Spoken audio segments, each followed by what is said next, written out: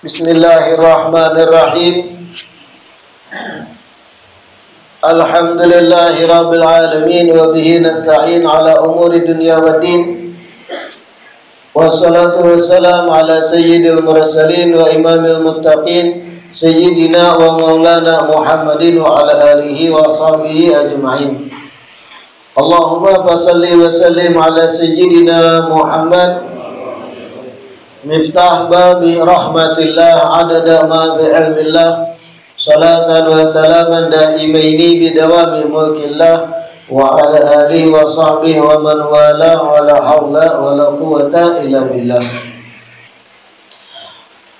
Alhamdulillah, segala puji kembali dan selalu terhatur kehadirat Allah yang masih memanjangkan umur kita, seberataan, melimpahkan kesehatan, keafiatan, sehingga diperjumpakan lagi di majelis ilmu yang selalu kita berharap, bercita-cita mudah-mudahan kegiatan majelis ilmu ini bujur-bujur membawa kita pada kebaikan-kebaikan akhirat, keberkahan di dunia, amin ya rabbal alamin. Kitab Asyaraful Bahi kita pertemuan terakhir masih seputar ucapan Imam Abdullah Al-Aidarus Ibn Abi Bakar As-Sakran. Selanjutnya beliau berkata, qala wa mawdi'u ridallahi wa ridha rasulihi mutala'atu kitabi ihya'i ulumiddin wa tarqul ghibati mamlakatun wa tarkun namimati sultanatun wa husnul dhanni wilayatun wa mujalasatu man dzakarallaha mukasyafatun.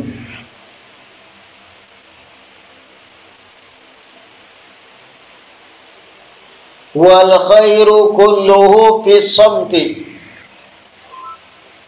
wasta'milil fikra fa fihi sirrun wala takhlus sadaqatu kulla lailatin walau mithqala dzarratin wahris ala tilawatil Qur'an fil laili wan nahar.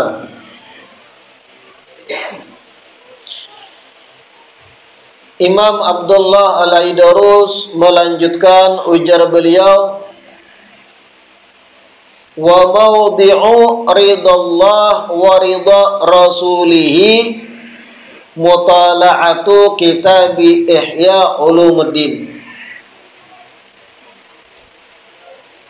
Tempat ridha Allah,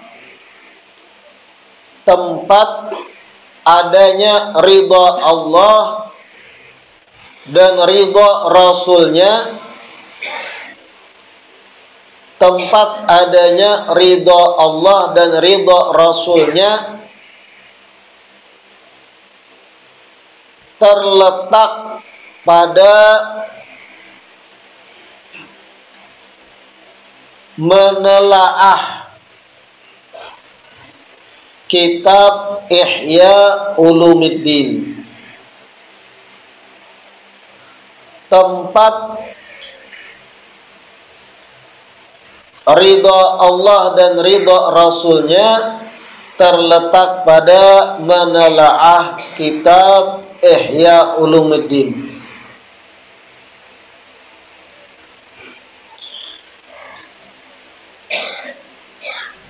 Imam Abdullah Al-Aidarus ini termasuk seorang wali besar di Tarim, yang mana Sidin itu salah satu manakibnya sangat teramat cinta lawan kitab Ihya Ulumuddin. Kitab Ihya Ulumuddin ini karangan Imam Hujjatul Islam Al-Ghazali yang mana cetakan-cetakan sekarang ini 4 jilid kebanyakan, tergantung maktabahnya. Kitab Ihya Ulumuddin ini mencakup pembahasan-pembahasan agama Islam dari semua aspek.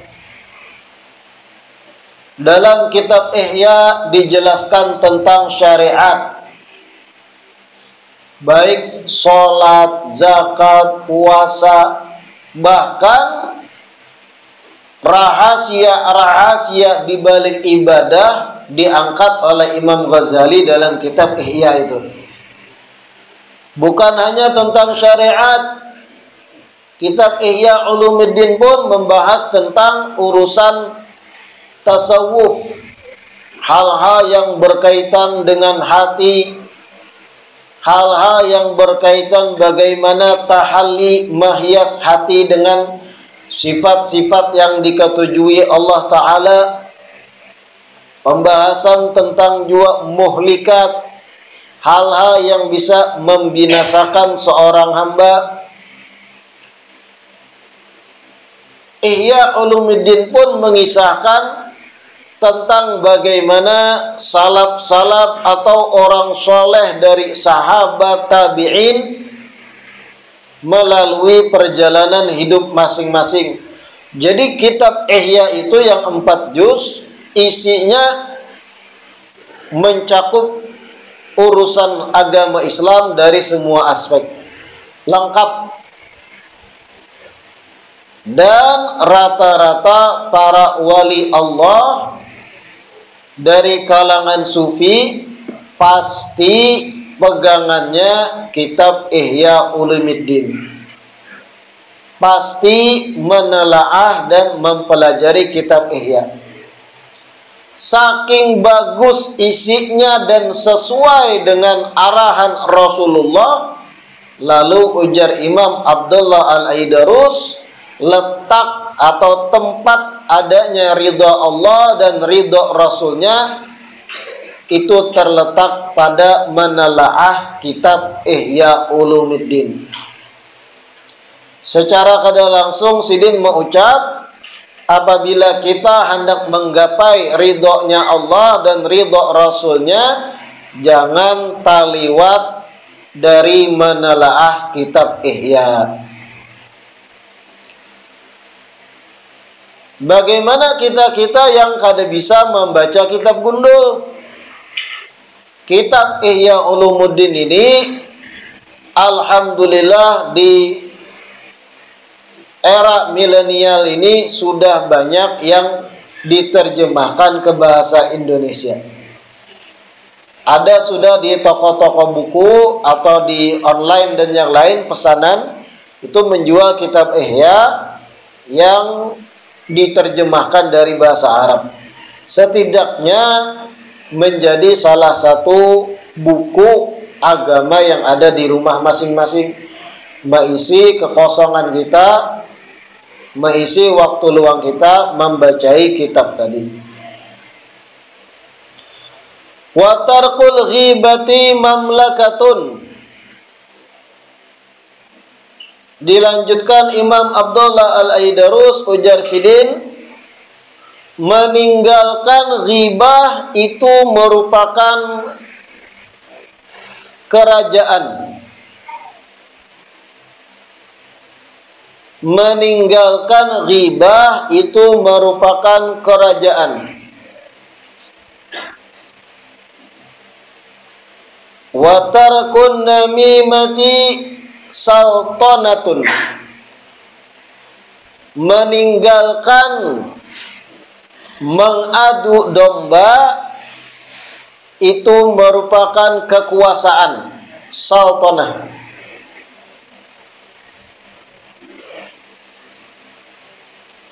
Wa husnul dhanni wilayatun.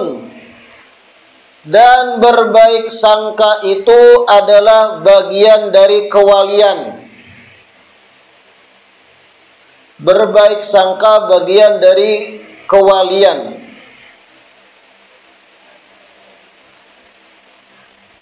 wa mujalasatu man dzakarallaha mukasyafatun. Dan duduk-duduk bersama orang yang berzikir kepada Allah, duduk-duduk bersama orang yang berzikir kepada Allah, mukasyafatun, merupakan penyingkapan, tersingkap, penyingkapan.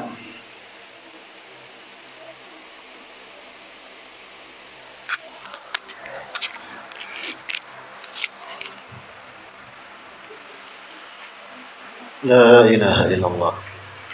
Imam Abdullah Al-Aidarus beliau melanjutkan, tarkul ghibati mamlakatun. Meninggalkan perkara ghibah itu merupakan kerajaan. Artinya kalau kita terbiasa untuk menjauhi ghibah. Apa itu ghibah? Dzikruka akhakal muslim bima yakrah wa in kunta shadiqan. Ghibah itu dosa besar yang mana pengertiannya menyebut saudara kita sesama muslim dengan sesuatu yang ia tidak senangi, walaupun yang kita sebut itu bujur. Kita mengisahkan seorang muslim atau muslimah, manakala orang nang dekisah ini kadada di tempat. Pian bertiga, berdua, bepandiran mengisahkan fulan bin fulan, yang mana fulan ini kada di tempat. Pian kisahkan sesuatu yang ada pada si fulan tadi, yang seandainya inya ada di lokasi, inya kada senang hati dengan apa nang pian sambat. Walau nang pian sambat itu bujur fakta, itu jatuhnya ghibah. Dan ini perkara nang termasuk dosanya ganal. Yang jadi masalah kebanyakan dari kita, ghibah itu menjadi hobi. Perjumpaan, perkumpulan, lawan kawanan, amun kada dibarengi ghibah, rasa kurang bumbunya. Na'udzubillah min dzalik. Sehari aja kada menyambat orang, terkadang sebagian besar kita rasa muntung itu masam. Karena saking menjadi kebiasaan dosa ini. Terkadang bahkan kita menggibah, kada sadar kita lagi menggibah karena kebiasaan. Padahal dosanya gana. Tarkul ghibati mamlakah, ujar Sidin. Kalau kita meninggalkan ghibah, ada kekawanan mulai memancing, memandir orang, pian jauhi, pian tinggalkan perkumpulan tadi. Mamlakah itu merupakan laksana pian dapat kerajaan. Artinya sesuatu nang agung kalau pian kawan menghindari ghibah. Ada perkumpulan kawanan mulai sudah menyinggung-nyinggung, mengisahkan kawan yang lain yang kada ada di tempat. Yang seandainya inya ada, inya tersinggung, kada senang hati. Melihat pian sudah ciri-ciri arah pembicaraan ke situ, pian jauhi langsung perkumpulan tadi. Berjauh pian. Mamlakah itu merupakan pian laksana dapat kerajaan. Artinya pian itu dapat sesuatu nang dahsyat, nang baik, nang besar. Mampu meninggalkan perkara ghibah. Di era modern pun terkadang ghibah terjadi di dunia maya. Contoh grup WhatsApp keluarga, grup WhatsApp alumni, grup WhatsApp RT, RW, grup WhatsApp gawian, atau grup WhatsApp kawanan. Kalau di situ percakapan sudah mulai kada sehat, singgung menyinggung, mengisahkan orang nang kadada orangnya di grup. Pian jangan kurihing-kurihing, left, tinggalkan, keluar grup. Mamlakah, jangan membacai tak kurihing, menikmati pandiran gibah tuh. Itu bahaya juga nang penikmat gibah. Musytarikun fil itsmi, ini dapat dosa juga. Nah, rami. Kada umpat mengetik menggibah kada, tapi membacai raminya. Dalam hati bujur nang dikisahkan tuh, kantutnya bau inya tuh. Yang dipandir kadada di grup, keluar dari grup itu. Itu circle nang kada sehat. Perkumpulan nang kada baik, kada sehat, keluar. Kalau ada nang abut setelah bian keluar, ulah alasan. HP ku error, HP ku hang, HP ku maladum, HP ku tekipai. Pokoknya hindari circle perkumpulan nang ujung-ujungnya memandir orang, mamlakatun. Jangan berhinip di situ. Kalau pian kada nyaman keluar, tagur, jangan kita memandir orang. Tujuan grup untuk silaturahim, malah pian menjadi wadah untuk berbuat dosa. Masih hijau, wah kisah alim ikam nih, dikirimnya stiker kisah mau ulu-ulu lah, stiker kisah komeng lah dan yang lain. Kita menagur nih, digayainya keluar pada grup. Kenapa ngalihnya? Mamlakatun tarkul ghibah mamlakah. Jangan tak mulai, dan jangan jadi penikmat ghibah. Orang yang mendengarkan ghibah pun dapat dosa nang sama. Jangan dikira nang bapandir aja. Yang mendengar melihatkan lebih-lebih menikmati. Karena juga na'udzubillah. Wa tarkun namimati saltanatun. Meninggalkan adu domba itu adalah saltanah. Meninggalkan dari pengadu dombaan itu merupakan kekuasaan, ujar Sidin. Apa adu domba? Adu domba itu gambaran simpelnya, anggap ada 3 orang, A, B, dan C. A bepandir lawan B, menggibah C. Karena namimah ini karena ada kaitan gibah juga. A bepandiran lawan B, yang mana yang dipandirakan A ini memandirakan C. C ada dari tempat. Wahai B, ikam tahulah si C itu muntungnya berbau. Nang kayak kada sikat gigi 2 hari. B ini menampung informasi dari A, memandirakan C. C-nya kada di tempat. Selesai pembicaraan A, selang beberapa waktu B berjumpa dengan C. Lalu berpandar lawan C. C, tahulah ikam, A menyambat muntung ikam berbau. Mana bukan hanya menyambat muntung ikam berbau, ikam nang kaya kada sikat gigi 4 hari je. Belebih nang B ni dah. Nya kayak itu kadang nih tukang adu domba nih. Karena kemahiran. 4 tadi kan 2 hari ujar A, tambahnya 4 hari. Supaya C ini makin emosi. Bakalahilah C lawan A. B posisinya di sini sahibun namimah. Orang nang ma'adu domba. Pandiran buruk nang tadengar di telinga pian memandirakan orang, kadusa sampaikan lawan orangnya. Karena itu menambah masalah, bakalahi akhirnya perpecahan. Dan karakter orang nang katuju mengadu domba itu tuh karakter orang penghuni neraka. La yadkhulu jannata qattatun. Orang nang katuju hobi mengadu domba orang lain, ujar Nabi, la yadkhulu jannah, kada bakal masuk surga. Apalagi jadi gawian mengadu domba, kacau. Tarkun namimati saltanah, meninggalkan dari mengadu domba itu kekuasaan. Wa husnul dhanni wilayatun, Dan berbaik sangka itu merupakan sebagian dari kewalian. Baik sangka itu merupakan bagian dari wilayah kewalian.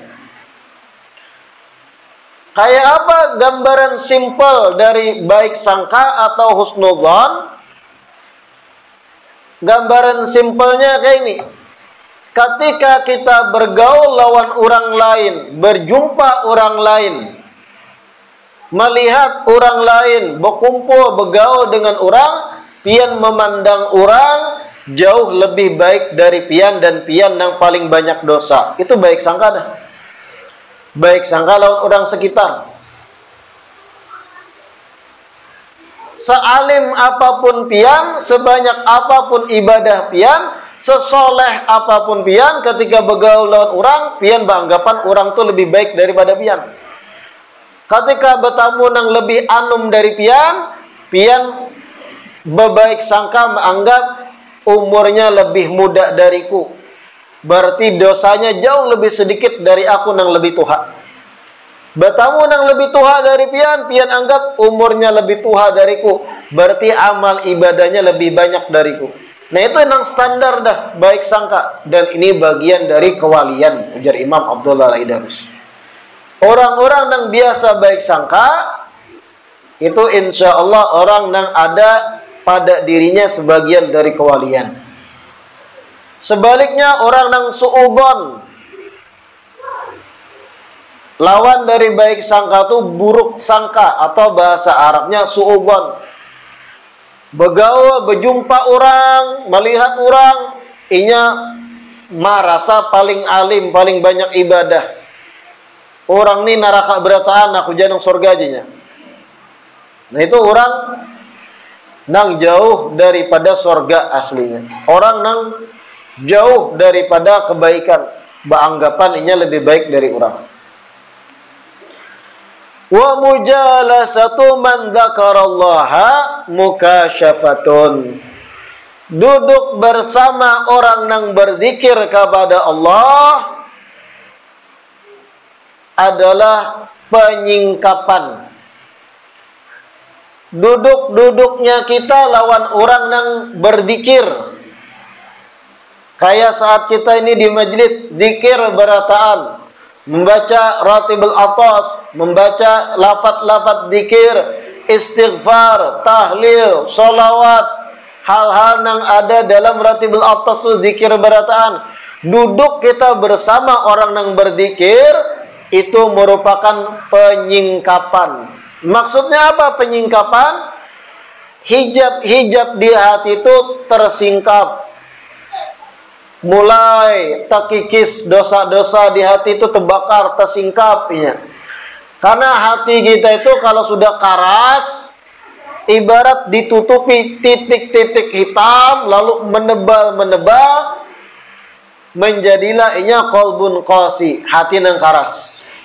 Bagaimana melunakakannya, menyingkap nang tabir-tabir penutup hitam tadi? Dengan banyak mujalasah untuk zikir, duduk berzikir berjamaah. Muka syafa penyingkap, hati kita nang rigat tadi mulai bebersih. Hati kita nang bakarat tadi mulai karatnya berhilang, tersingkap, berbulik, mulai bercahaya. Tapi ini kadakawa sekali dua, harus istiqamah, rancaki, berzikir berjamaah. Bagaimana ketahuan hati itu mulai berbaik? Untuk berbuat kebaikan tambah semangat. Rasa malas untuk berbuat baik mulai berkurang, rajin terus berbuat baik. Itu tanda hati kita mulai sehat, mulai tersingkap hijab-hijabnya. La ilaha illallah. Wal khairu kulluhu fis samti. Kebaikan itu semuanya terletak pada banyak berdiam.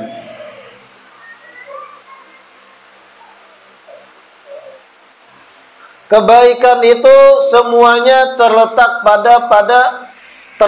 pada berdiam diri atau banyak berdiam.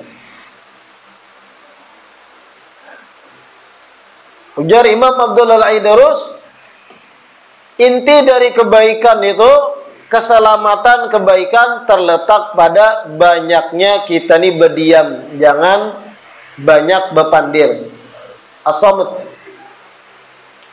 Keselamatan kebaikan itu terletak pada as-samt atau as-samtu, berdiam, jangan umpat berpandir. Karena tergelincirnya lidahlah menjadi asbab perpecahan, perkelahian, tersinggungnya hati dan sebagainya. Orang yang banyak berdiam, tanda orang itu hatinya dipenuhi dengan hikmah. Orang yang banyak berdiam, tanda akalnya sehat. Sebaliknya orang nang katuju bepandir, saban hari maricau bepandir terus. Bebaya duduk lawan kawan marudai, bepandir terus. Ratusan ribu kata keluar di tiap harinya. Dari semenjak bangun guring sampai guring pulang malam. Mun dihitung kalimat nang keluar dari muntungnya ratusan ribu. Sampai ilat itu jaka kau bepandir, uyuh dah ku jilat.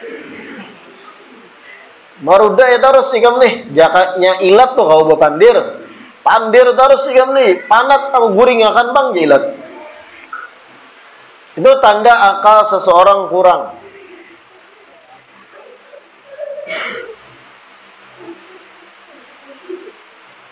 Sebaliknya orang nang somit, banyak berdiam, banyak merenung, banyak berfikir, kebaikan seberataan, ujar Imam Abdullah Al-Aidarus, terletak pada sifat itu, banyak berdiam.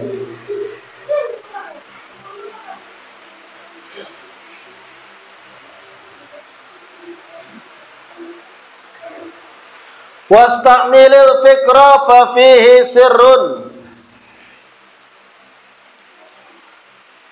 Wasta'milil fikra fa fihi sirrun.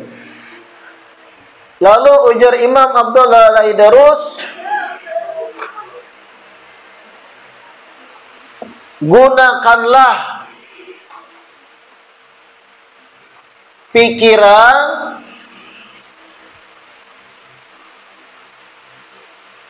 karena di dalamnya ada rahasia. Gunakanlah pikiran, bahasa lainnya bertafakurlah, kayak itu. Istamil fikra, bertafakurlah atau gunakanlah pikiran kita. Fa fihi sirrun, di dalam berpikir itu ada rahasia. Nah, ini anjuran agar kita menggunakan akal kita untuk banyak bertafakur, merenung. Kayak apa maksudnya menggunakan pikiran dan di dalamnya ada rahasia di balik pikiran itu? Karena pikiran itu kesimpulan yang digapai, yang bujur dari satu pemikiran yang sehat, itu menguatkan kita dalam beramal dan menjalankan umur sebaik mungkin. Contoh, kita berpikir nih dengan akal nang lurus, nang sehat. Aku di dunia hidup sementara dan itu pasti. Ini satu bahan berpikir yang pertama. Aku di dunia kada selawasan, jar kita. Dunia sementara dan pasti aku mati. Bahan pikiran kedua, setelah aku mati, berpindahlah aku ke alam kubur dan dimulailah perjalanan akhiratku sampai pada puncaknya kelak antara sorga dan neraka. Ada dua bahan pikiran dah. Pertama, di dunia sementara. Bahan pikiran kedua, setelah aku habis mati di dunia, itu awal aku masuk ke dunia akhirat sampai pada penentuan sorga atau neraka.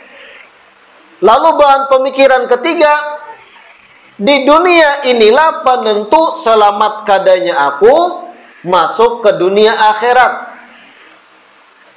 3 bahan pikiran tadi digabung olehnya, keluarlah natijah atau keluarlah hasil kesimpulan. Berarti di dunia ini yang sementara aku harus bujur-bujur beramal, beribadah agar selamat di alam yang selanjutnya. Nah, itu ngarannya bertafakur. Dari bahan berpikir tadi lalu menjadi satu prinsip yang menguatkan hatinya agar memanfaatkan bujur sisa umur. Nah, ini yang dimaksud istamilil fikra, gunakan akal berpikir, akal sehat. Bagaimana contoh lain? Contoh,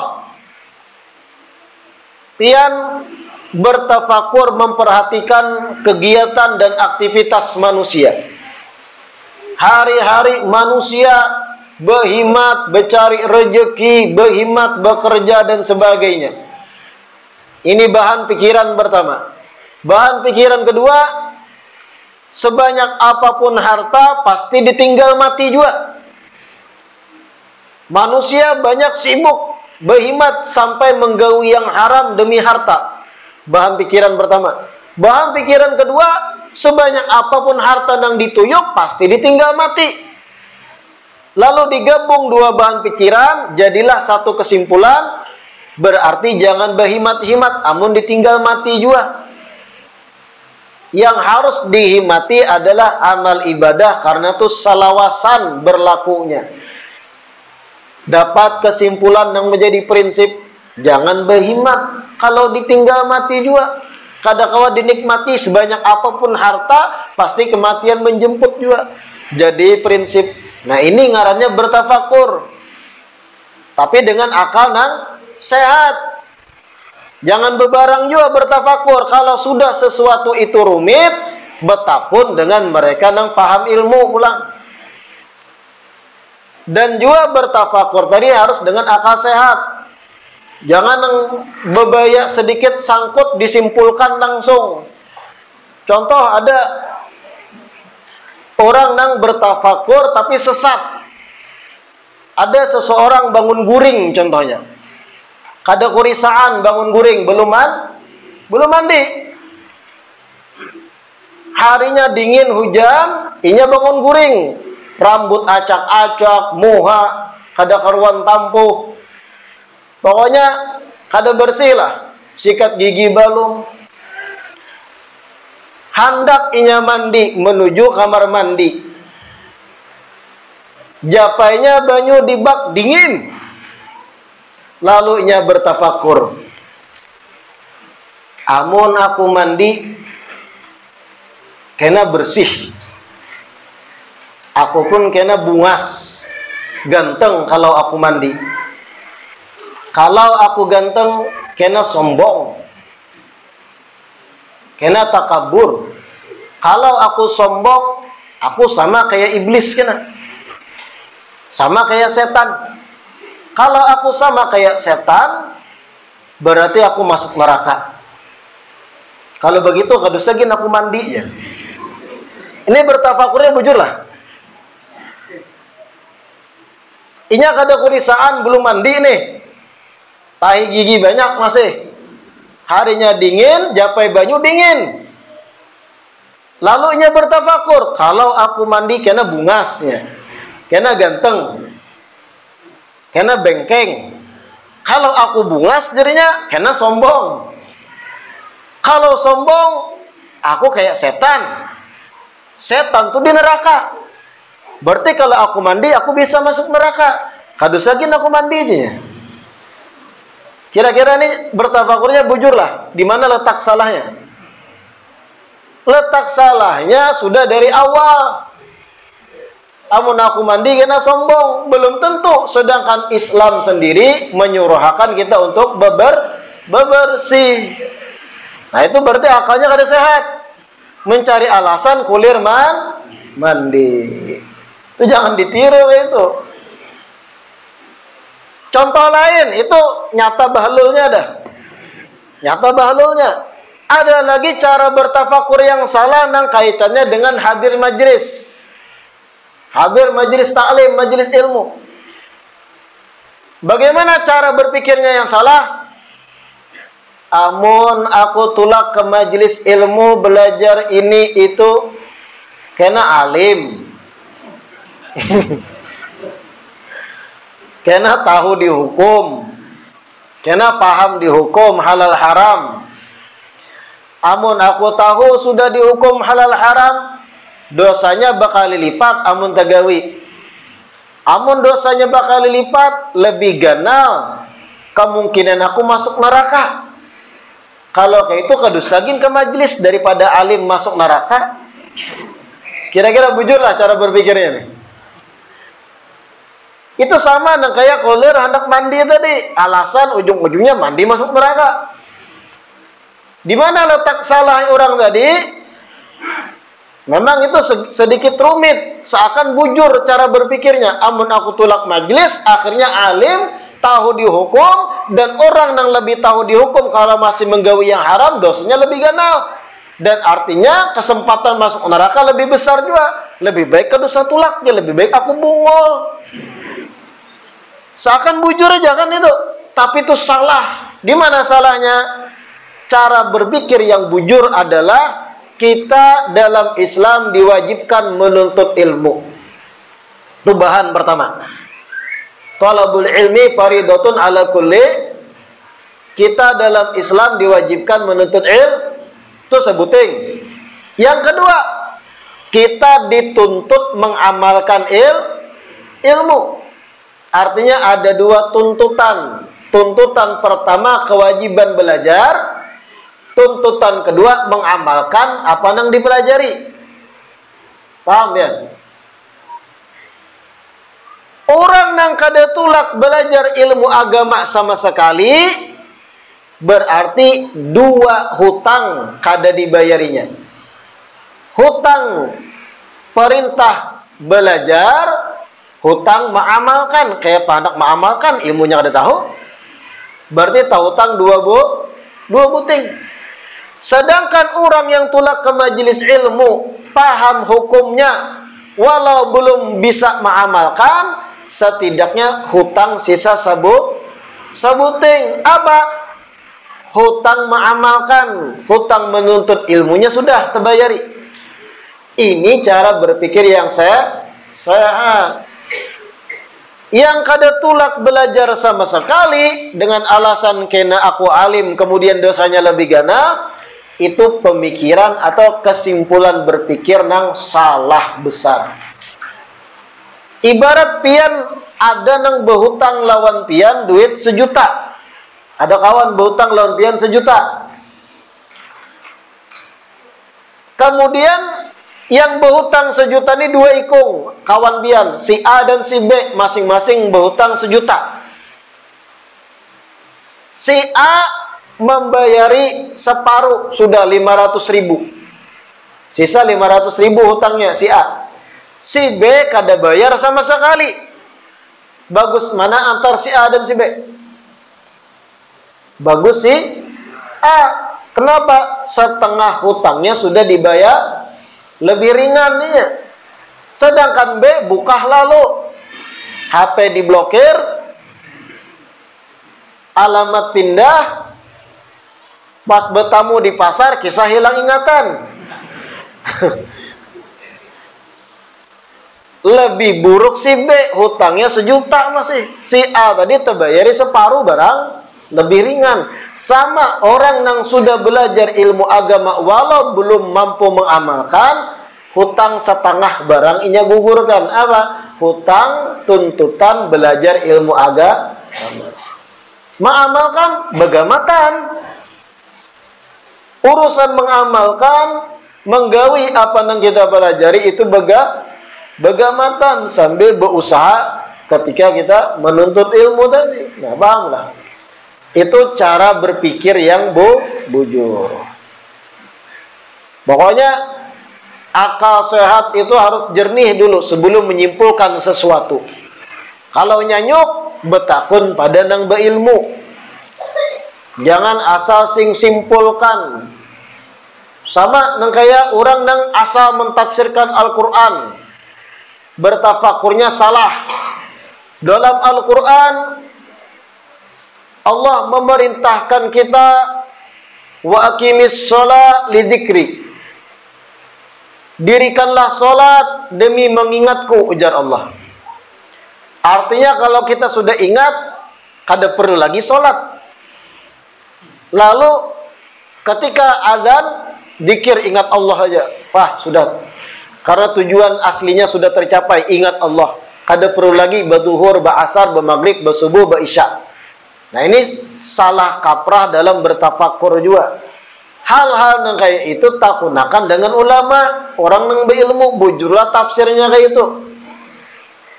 Bujurlah prakteknya kayak itu. Cukupkah sholat itu sekedar zikir? Jangan menyimpulkan seorang kalau sudah mulai rumit gitu permasalahannya. Pokoknya jangan kayak orang tadi nang kulir mandi dengan alasan mandi bisa mengakibatkan masuk neraka. Nah, itu bahlul itu. Maunya aku mandi karena sombong, bungas. Mun aku bungas, sombong. Mun aku sombong kayak setan. Setan pun di neraka. Kada usah gin mandi karena masuk neraka. Itu cara berpikir yang kadapin. Harus jernih berpikir itu. Kalaupun kita bingung, takuni pada nang paham. Wala takhlu as-sadaqatu kulla lailatin walau mithqala dzarratin. Jangan sampai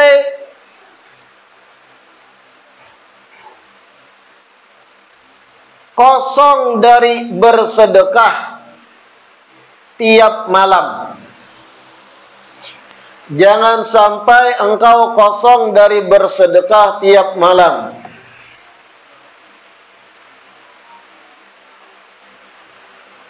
Walau mithqala dzarratin, walau sekedar bersedekah sebiji zarrah. Walau sekedar bersedekah sebiji zarrah.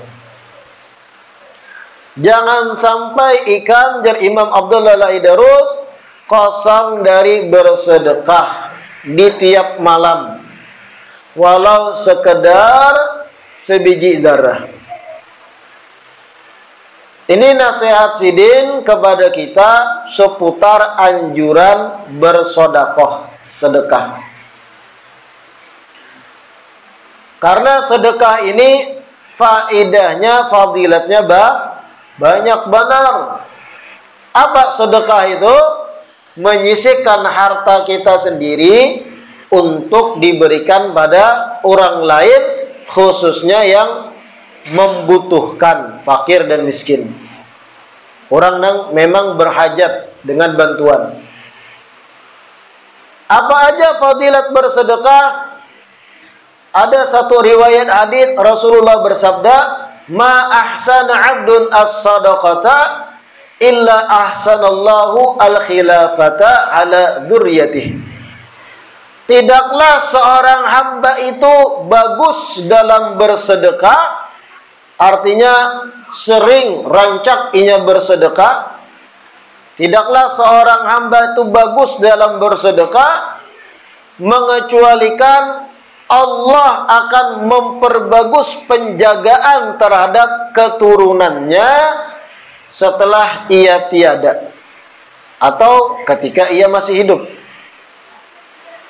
Ma ahsana 'abdun as-sadaqata illa ahsanallah khilafata dzurriyyatihi.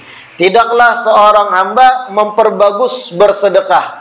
Artinya tidaklah seorang hamba membiasakan diri banyak bebari-bari lawan orang, mengecualikan Allah akan memperbagus penjagaan terhadap keturunan orang tadi. Timbal baliknya, anak-anak dan bahkan cucu keturunan dari orang yang memperbagus sedekah tadi, Allah akan jaga keturunannya. Allah akan beri petunjuk bagi anak-anaknya. Itu salah satu fadilat bersedekah. Artinya kalau kita banyak memberi orang, lebih-lebih nang kada mampu, timbal balik nang kita dapat salah satunya, Allah akan jaga pemeliharaan keturunan kita. Dijaga keturunan kita. Ada riwayat lain Nabi bersabda, "As-sadaqatu tasuddu sab'ina baban minasyarr." Sedekah itu jar Nabi menutup 70 pintu dari keburukan. Sekali kita bersedekah menyisihkan harta, itu menutup 70 pintu kemungkinan buruk yang bisa terjadi pada kita. Makanya para ulama orang soleh dahulu, salah satu kiat-kiat apabila hendak selamat melakukan perjalanan, itu bersedekah sebelum tulak atau bersedekah di awal safar, awal perjalanan. Pian nih merasa kada aman hendak melakukan perjalanan berkendaraan, contoh balik kampung ke Banjar, ke Gambut atau tempat yang lain, ke negara dan sebagainya. Salah satu supaya hati kita merasa nyaman, aman, damai dalam perjalanan, sebelum tulak bersedekah lawan orang yang kada mampu. 20.000 kah 10.000, ada orang minta-minta bari niatakan agar Allah tutup 70 pintu kemungkinan buruk yang terjadi pada kita. Dan itu mujarab. Dia takutan naik pesawat kalau kecelakaan dan sebagainya, sebelum tulak cari orang kada mampu, bersedekah, niatakan selamat dalam perjalanan. Dia takutan naik taksi karena mungkin supirnya ngantuk, bisa kecelakaan, tahu baling dan sebagainya, sebelum tulak bersedekah. Insya Allah dijaga, ditutup 70 pintu keburukan bagi kita. Oleh karenanya Imam Abdullah Al-Aidarus tadi mengatakan, wala takhlu as-sadaqatu kulla lailatin walau mithqala dzarratin. Jangan sampai kosong dari bersedekah tiap malam walau sekedar sebiji zarrah. Ya kalau kadang-kadang tiap hari bersedekah, dalam seminggu itu ulah hari khusus pian menyisihkan harta memberi pada yang kada mampu. Kalau hendak lebih afdal hari Jumat. Kenapa? Hari Jumat itu pahala dilipat ganda. Jadikan tiap Jumat ada pian mengeluarkan harta memberi pada yang kada mampu. Banyak fadilat yang kita raih. Ma naqasa malun min sadaqatin bal yazdad. Tidaklah harta itu berkurang dengan inya bersedekah, melainkan akan bertambah, jar Nabi. Jangan pakai hitungan kalkulator dunia urusan sedekah nih. Karena kalkulator Allah dalam urusan sedekah yazdad, yazdad, yazdad, bertambah pulang.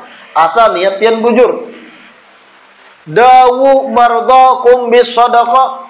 Riwayat lain jar Nabi, obati orang garing di antara kalian dengan bersedekah. Ada nang garing, kitanya kah garing atau keluarga garing, bersedekah dengan niat kesembuhan si garing tadi, sembuh insyaallah mujarab. Nabi seorang nang menyuruh. Ketika mengeluarkan sedekah, ya Allah ulun berniat mudahan sebab sedekah ini pian sembuhkan kuitan ulun nang garing, atau pian sembuhkan istri ulun nang garing, atau pian sembuhkan tetangga ulun nang sakit. Dawu mardakum bis sedekah. Obati orang yang sakit di antara kalian dengan sedekah. Dan itu mujarab juga. Gawian orang soleh bahari untuk menyembuhkan itu salah satunya banyak mengeluarkan harta sedekah. Wahris ala tilawatil Quran fil laili wan nahar. Dan jagalah betul untuk membaca Quran, jagalah betul untuk membaca Quran fil laili wan nahar, di malam atau siang hari. Jaga betul tiap malam atau tiap siang ada pian membaca Al-Quran, baik dengan hafalan atau dengan membaca mushafnya. Nah, itu. La ilaha illallah. Mudah-mudahan yang kita baca hari ini bermanfaat. Mudah-mudahan Allah istiqamahkan duduk di majelis ilmu. Mudah-mudahan dianugerahkan Allah taufik, kemudahan mengamalkan apa yang kita pelajari, apa yang kita dengar, amin ya rabbal alamin. Rabbana anfa'na bima 'allamtana, Rabbi 'allimna alladhi yanfa'una, Rabbi fakina wa faki ahlana wa qarabatin lana bidinina ma'ahlil qutri unda wa dhakar. Rabbi waffiqna wa waffiqhum lima tartadi qawlan wa fi'lan karama warzuqil kulla halalan daima wa akhilla atqiya ulama nahda bil khairi wa nukfa kulla syar. Rabbana aslih lana kulla syu'un wa aqirra birridha minkal uyun waqdi anna rabbana kulla duyun qabla an ta'tiyana rusula manun waghfir istur anta akramu man satar wa salatullahi taghshal mustafa man ilal haqqi da'ana wal wafa bi kitabin fihi linnasi shifa wa ala al-alil kirami syuraba wa ala sabil masabihil ghurar. Allahumma ahdina lihudak waj'alna mimman yusari'u fi ridhak wa la tuwallina waliyan siwak wa la taj'alna mimman khalafa amraka wa asab wa hasbunallahu wa ni'mal wakil wa la hawla wa la quwwata illa billahil aliyyil azim. Wa sallallahu ala sayyidina Muhammad wa ala alihi wa sahbihi wa sallam walhamdulillahi rabbil alamin. Taqabbalallahu minkum.